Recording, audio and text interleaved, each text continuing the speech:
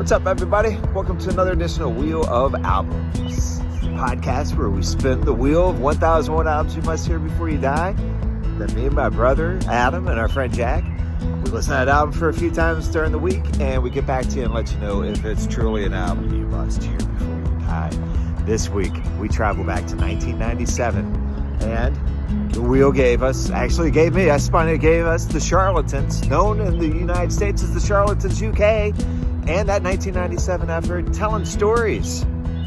I'll see you in the morning. I want to be the king while you zigzag on a holy road like Caine from Kung Fu. Tellin Stories. Again, maybe in Britain that means something different. My initial reaction was I thought I knew this band, but I had conglomerated them with two other bands, the Wigs and the Afghan Wigs. I don't know Charlatans or the Charlatans UK. British pop from the 90s. I got open ears. I'm ready to listen. My initial reaction was I was pretty excited about this one. A companion CD for me for a good time in the late 90s. And spinning this on the wheel, a part of me, I didn't realize it was on the 1,001 albums you must hear before you die. I always just kept it to me. I didn't think it was a universal thing. So going back and listening to this, it's been a long time. And I look forward to revisiting Tellin Stories. Adam? On the high recommendations of Justin, an album and an artist that I've tried to get into before, but to be honest, I never really could just get into them, so I'm ready to give them another try to see if multiple spins in a row of Tellin Stories does the trick to make me want to go tell stories and sing the Charlatans' praises. Itchy and Scratchy coming running up the alley. All right, so sometime around 1997, 1998,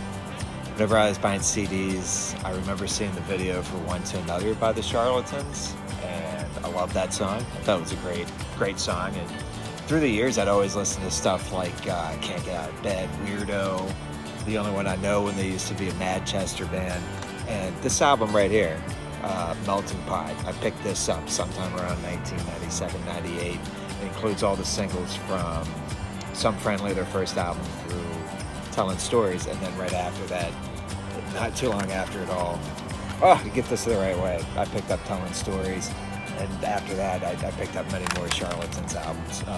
Great band, and that's my story, my journey beginning with the Charlatans. So I listened to Tellin Stories about 4 times, and it took me about to the third listen to really start to get into, maybe enjoy and kind of understand who the Charlatans are. If Oasis is the Britpop version of the Beatles, and the Charlatans feel like they're the Rolling Stones. You can tell that they are fans of music, and I cannot stress enough just how these transitions and segues are between, whether it be R&B, some soul, a smidge of disco, rock, the Hammond organ, just the grooviness. It's quite a feat. Grimmier, dirtier, straightforward. They're a little bluesier. Their guitarist, Mark Collins, is fantastic. Gives off kind of a Keith Richards vibe with his guitar playing. And then the secret weapon of the band is Rob Collins and his Hammond organ, which just gives them this fuller sound. This is a lazy comparison I'll give, but maybe because of John Lord and Deep Purple, I always kind of thought these guys were like the Deep Purple of the 90s. But as Jack pointed out, they're not one-dimensional. There's lots of things going on, and especially here on Tellin Stories. First listen, a lot of it just sounded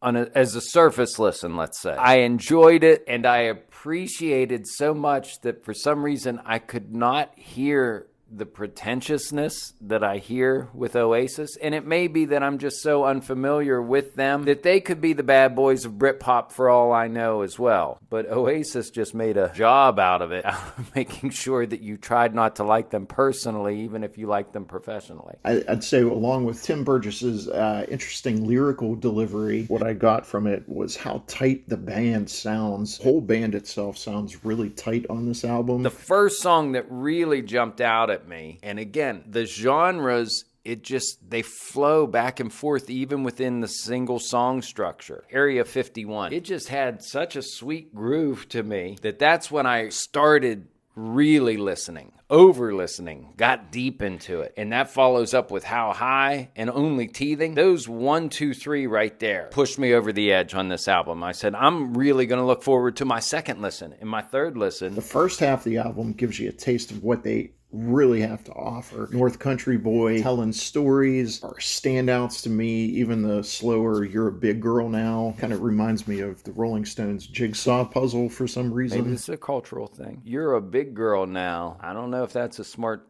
wordplay. I mean, Dylan used it on Blood on the Tracks. Tim Burgess is a huge Dylan fan the more you listen to the Charlatans. And that's quite all right with me. But the second half of the album is a bit of a letdown after the opening 5 tracks. That's with the exception of How High, which feels like them saying, hey, we can do Oasis better than Oasis can do Oasis. And that's Tim Burgess giving his best Liam Gallagher impersonation. And the relationship between Oasis and the Charlatans runs pretty big around this time. Oasis, arguably the biggest band in Britain, and I'm sure people thought around the world at the time, if you were in Britain.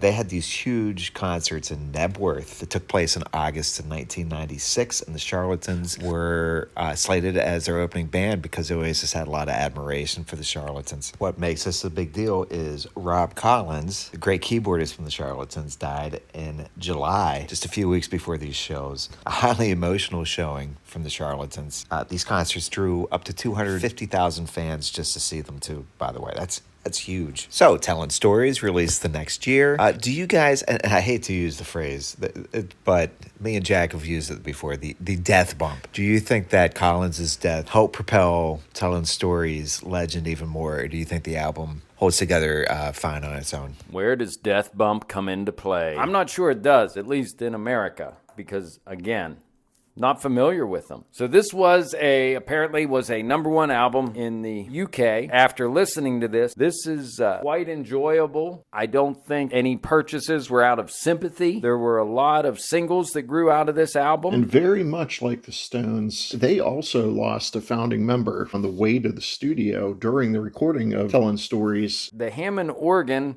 and other keys that he uses eases this strange transition between decades and styles, even within songs. Totally makes you realize why the last tune of the album, which is called Rob's Theme, is a tribute to him. Hey, look, it's not that great of a song. I'll apologize in advance in case anybody gets on me. That's going to be one of my lower rated songs. As a tribute song that you're cobbling together memories of this man, it's beautiful. Please send all complaints to Justin. Due to poor social media platforming, I'm not sure if anyone would know how to get a hold of me here 68 albums in. Something to work towards in the next 68 albums. The lead single, One to Another, which hit #3 in the UK, I think what you get is like, okay, they still got it. It sounds great. You realize real quick from listening to One to Another, which is a great song, and then the entire album, go, okay, they put together a really great sounding album. And unfortunately, Rob Collins is no longer with us to keep tickling those ivories on various keyboard instruments. And one can only hope that somewhere in heaven that him, John Lord, and the incredible Jimmy Smith, which we covered back at the Chicken Shack, included the link to that if you want to hear more about the Hammond organ on our opinions. Hopefully they're somewhere in heaven just jamming it out together. The ride at Disney World is just taking you through the decades, like our lives we led. And as you're going through the 50s, you got that 50s doo-wop and everything, and then the car slowly spins around. There's a switch of light, a flash, and then the keys, the psychedelic 60s start. It's all here. Groovaliciousness of R&B and soul and disco, and then hard rock. Real quick, Adam, do you think Tim Burgess has rap aspirations? If you'll be good, I'll be good to your daddy. He's almost like rapping in that song. And One to Another, peace to my brother, always giving me his thing for free. Sad to knock ya, it's good to rock ya, and I'll do it the best that I can. I've never been a big lyric guy. Failure on my behalf, that I'm not too appreciative of going deep into the meaning of songs, or at least what the writer's trying to get. Sometimes it jumps out at you. I know exactly what Pac-Man Fever's about. He certainly can string together and find melodies that just make these songs hummable and comfortable, and then it just sizzles up and it grabs you. He's got a different type of lyrical delivery, and it would probably have been really fun to see him live in concert. And with bands like the Stone Roses and Happy Mondays, I think it would have been really fun to be able to go be part of the Manchester scene in the early 90s and see some of these bands live. Our numerical ratings for Tellin Stories. I scored Hess at 7.36, Adam second at a 7, and Jack at a 5.72 for an overall rating of 6.696. Our three favorite songs, How High, One to Another, and North Country Boy. Our least favorite song, Rob's Theme.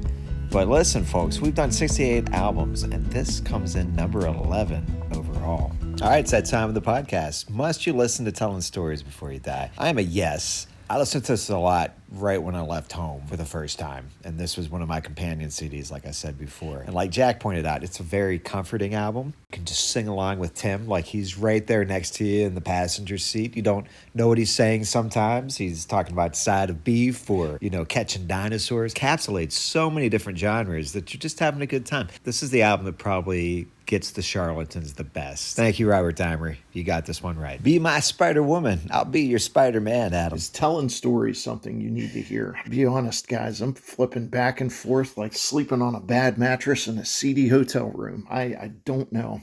Half the album's really good. Half the album I could maybe do without. It's just kind of subpar. I'm going to say yes. He said yes. I'm going to say yes because the highs are way higher than the lows, and I think it's probably a really good album to start your journey. Check out Tellin Stories. Personally, I guess evidently Tim Burgess wrote a biography about his times, and it's titled Tellin Stories. And I think I may go download that and see what the Charlatans were getting into on the tour bus. Jack, is it a yes or no for you? I'll stress again, I can't say that this is a great album chock full of hits, but if you just have this playing in the background while you're doing your activities of daily living, at some point you'll find yourself, it grabs you and you're humming. And then at some point, you'll even be saying the lyrics. It invades you in a good way. Yes, this is an album you must hear before you die. This has such seamless, beautiful, smooth segues and transitions of genres and decades and styles that it should not be ignored. And it should be in your stack of 1001 records that you hear before you die. Hey, if it's your first time listening to us, give us a follow on Spotify or on YouTube. You can subscribe, like, comment, share, do all those great things. We appreciate it. Spin the wheel, Adam. Blimey! For the last episode of Season 3, we get an explosive, legendary punk rock album that could be the most acclaimed album yet here on the Wheel of Albums we've listened to with the one and only Sex Pistols and their 1977 album, Nevermind the Bollocks. Here's the Sex Pistols. Sid Vicious and Johnny Rotten and the boys. Did the Queen really need to be saved? Tune in for our final episode of Season 3. Area 51 is the huge standout to me. Even though it's an instrumental, it had something. It had some funk. It was very impressive. Please hold, I gotta take a call. 911, what's your emergency? All right, so was there something that didn't scratch my itch? We get into the lyrics again, and then how can you bleed on us? Again, maybe in Britain that means something different.